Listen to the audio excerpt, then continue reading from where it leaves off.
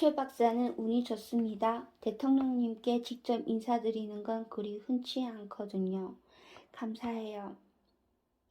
아니, 저에게 고마워하실 필요 없습니다. 대통령님께서 직접 말씀하셨어요. 최 박사 오시면 만나고 싶으시다고. 경제보좌관은 직접 이지를 대통령 집무실까지 안내했고 책상에 앉아있던 대통령은 일어나 반갑게 손을 내밀었다. 자, 이리 앉읍시다. 감사합니다. 과연 문재인 대통령은 듣던 대로 무게를 잡거나 고민을 내세우는 사람이 아니었다.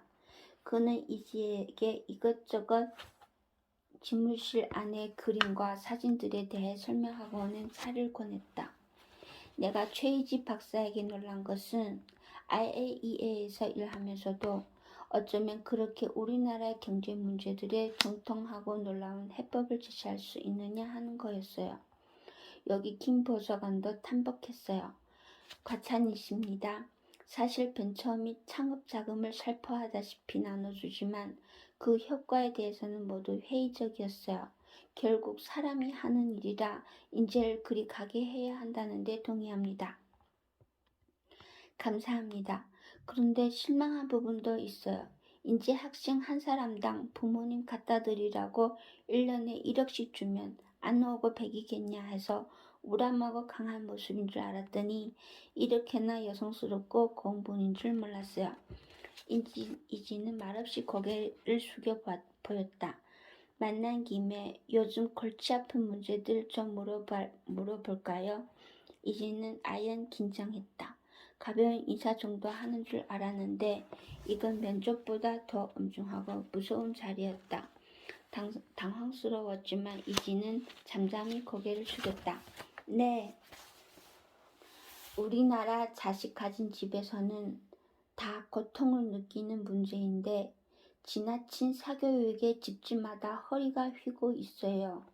아무리 공교육을 살리려 해도 또 전인교육을 목표로 해도 인류 대학을 향한 집념이 꺾이지 않는 한 백약이 무효거든요.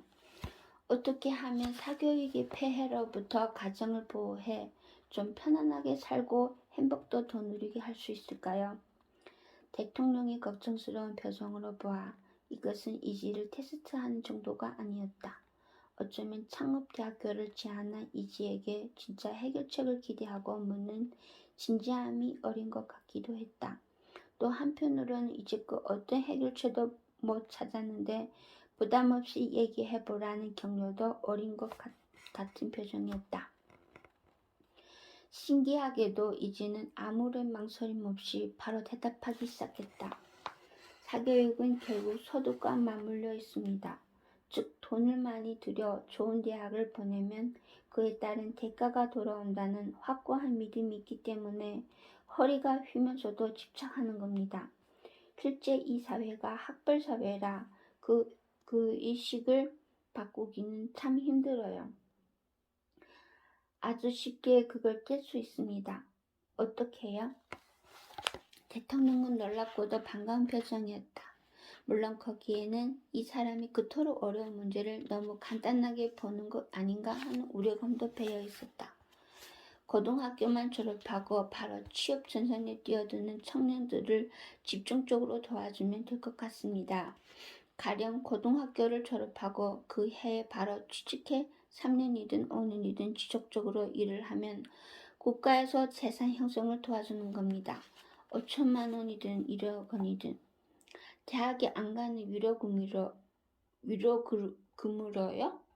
위로금이라기보다는 청년과 저소득층을 돕는 자금입니다.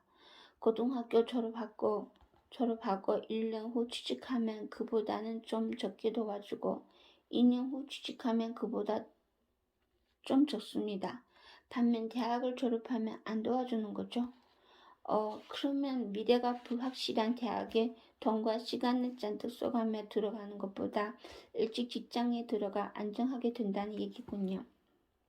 네, 각 가정에서는 따져볼 겁니다. 진정 공부가 하고 싶고 공부를 잘할 자신이 있는 사람들은 자기 돈을 들여 공부하는 길을 택할 겁니다. 그러나 공부가 싫은 학생들은 끌려가다시피 대학에 갈 필요가 없어 교육 낭비를 줄이고 대학에 가는 학생보다 경제적으로 더 안정될 확률이 높습니다. 대통령은 잠시 생각하다 사막에서 오아시스를 발견한 것 같은 기쁜 표정으로 외치듯 말했다. 그건 사교육을 없앨 뿐만 아니라 청년 실업도 해결하고 취약한 청년층을 돕는 유력한 방법이기도 하네요. 물론 저소득층 지원도 되고. 이지 옆에서 경제부서관도 놀랍다는 표정으로 고개를 끄덕였다. 말씀하신 것만 해도 일석사조이지만 생각해보면 좋은 점이 더 많을 것 같습니다. 허허, 최이지 박사는 어떻게 이런 생각들을 할 수 있어요? 한국에 살지도 않으면서. 저는 한 번도 제가 한국 사람이 아니라고 생각해 본 적이 없습니다. 오히려 한국 생각을 더 많이 하고 그러다 보니 자꾸 이런 생각들을 하게 됐습니다. 생각은 누구나 할 수 있겠지만 솔루션을 찾아내는 그 두뇌가 정말 놀랍군요. 지금 내 기분이 어떤지 아세요? 천군만마를 얻은 것 같아요. 하나 더 물어봐도 될까요? 네, 우리나라가 경제 지표는 좋아도 바닥 경기가 엉망이기 때문에 국민 대다수가 고통을 받고 있어요. 돈은 일부 계층에게만 계속 쏠리고 서민들은 힘들어 죽을 지경입니다. 기업들이 돈을 아무리 벌어도 사회에 풀지를 않아요. 고용도 하고 투자도 해야 하는데 기업들이 쥐고만 있으니 사회에 돈이 안 돌고 경기는 계속 죽을 쏜단 말이에요. 이 문제를 어떻게 해결해야 합니까? 놀랍게도 이지는 한치의 망설임도 없이 바로 대답했다. 30대 그룹의 유보금이 이미 600조가 넘으니 바닥 경기가 살 수 없습니다. 대기업 위주 경제가 점차 심화되기도 하고요. 그래서 사내 유보금을 처벌하는 법을 만든다느니 하지만 법적 근거도 약하고 세금을 낸 이상 기업들은 오히려 돈을 더 숨기게 됩니다. 이전 정부에서 기업들을 독려도 하고 협박도 하고 했지만 배약이 무효했어요. 그건 법으로 하거나 처벌한다고 해서 해결되지 않습니다. 기업이 왜 돈을 자꾸 쌓아놓느냐에 대한 이해를 먼저 하고 순리에 따라 길을 터는 게 맞습니다. 왜 기업들은 정의롭지 못하게 돈을 쌓아만 두는 거죠? 오늘날의 기업은 아무리 좋은 기업도 늘상 위기에 맞닥뜨리고 있습니다. 삼성전자 같은 초일류 기업도 아차 해서 신제품 개발에 늦으면 애플이나 샤오미 같은 경쟁 기업에 당합니다. 그래서 기업은 그럴 때 믿을 건 돈밖에 없다 생각하고 위기 대비용으로 쌓아두는 겁니다. 국민이 바람과는 다르지만 그걸 잘못했다고 하기는 어려운 부분이 있어요. 잘못은 아니지만 국가가 나서서 해결해야 할 문제입니다. 대통령은 기다렸다는 듯 물었다. 어떻게요? 기업이 잘 될 때는 국가가 세금을 착착 걷어가지만 위기에 빠졌을 때는 도와주는 장치가 전혀 없습니다. 이럴 때 금융기관은 도와주기는커녕 오히려 대출금을 회수해 기업을 도산시키기도 합니다. 그러니 기업을 비난할 수 없습니다. 이 지점에서 국가 역할이 필요한데 평소 돈을 많이 풀어 고용 많이 하고 투자 많이 하는 기업에는 포인트를 줍니다. 그리하여 국가와 사회에 대한 기여도가 높은 기업이 위기에 빠졌을 때는 그 쌓인 포인트를 가지고 운영해 가면 즉각 도움을 받을 수 있도록 하는 겁니다. 그러면 기업이 돈을 쌓아놓을 필요 없이 마음껏 돈을 풀어 바닥 경기가 확 살아나게 될 겁니다. 후 고용과 투자뿐만 아니라 갑질 없을 때도 포인트, 비정규직률 때도 포인트, 종업원 복지 확충 때도 포인트, 기타 착하고 좋은 모든 행위에 포인트를 줌으로써 기업이 자발적으로 개선하고 공익에 이바지하게 한다는 말이군요. 그렇습니다. 무디스 같은 기관이 오로지 돈의 관점에서만 평가하는 것과 달리 가치 관점에서 보고 포인트를 주면 경영자들은 좋은 기업으로 거듭나려는 노력을 필사적으로 하게 됩니다. 물론 이익 창출이나 국제 수지 개선에 기여하는 등 기업 본연의 영역에 대한 평가가 근본이지만요. 포인트가 바로 돈이니까 불경기 때도 몸을 사리지 않고 적극적으로 고용과 투자를 하는 기업이 나올 수 있군요.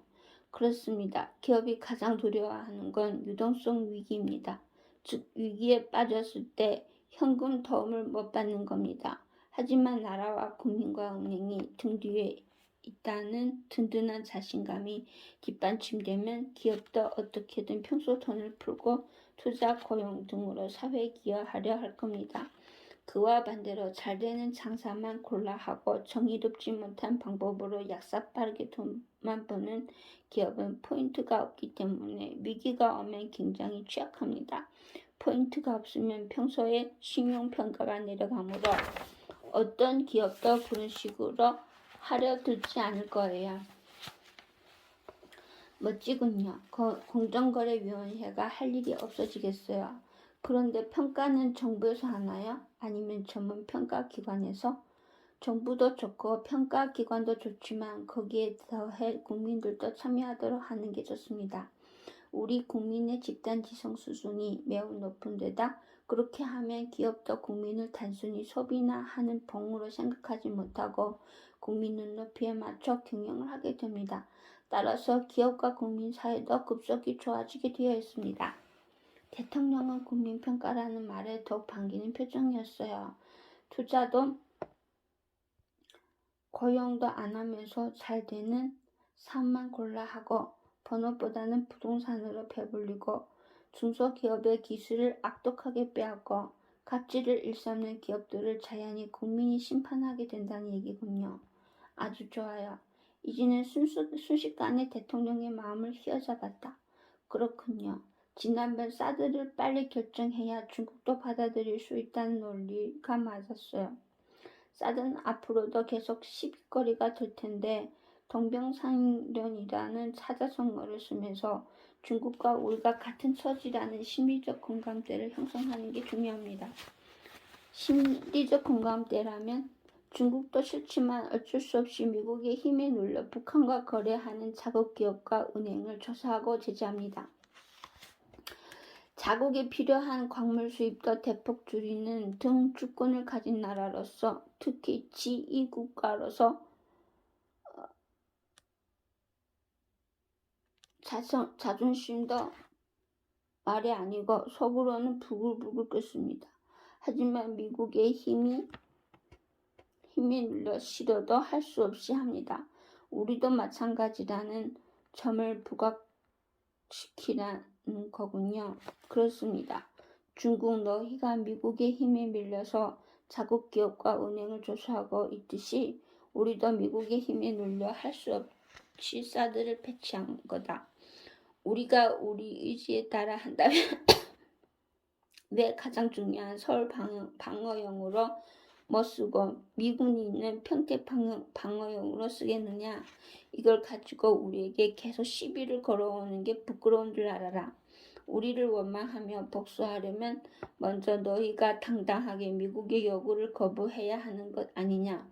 우리는 같이 머리를 맞대고 어떻게 하면 미국으로 하여금 군사행동을 못하게 하느냐를 함께 고민해야지. 사드를 자꾸 문제 삼으면 결국 미국만 좋을 뿐이다.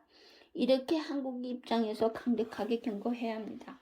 중국의 혐오감을 가지는 한국 국민이 많아지면 결국 미국, 일본과 딱 붙을 수밖에 없고 그건 당신들 손해라는 얘기죠. 네, 무엇보다 미국은 보호무역으로 중국을 잡으려 두는데 지금 중국이 한국을 상대로 보호무역을 휘두르는 바보짓을 하는 게 아닌가? 중국이 앞장서 자유무역만이 정도라는 걸 부르짖어야 하는데 오히려 사드 배치를 빌미로 한국 기업을 박해하고 있으니 빨리 완전 정상화를 하지 않으면 한미일 군사동맹으로 가는 게 사필기정 아니냐는 논리를 관철시켜야 합니다.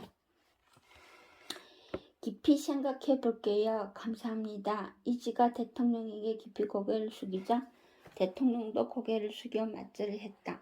이지는 평소 대통령의 생각이 독일의 풍토에서 살아오고 생각해온 자신과 맞는다고 생각하지 않았지만 자신을 대하는 대통령의 진지하고 성실한 모습을 보며 짧은 시간에 깊은 신뢰가 생기는 느낌이 들었다.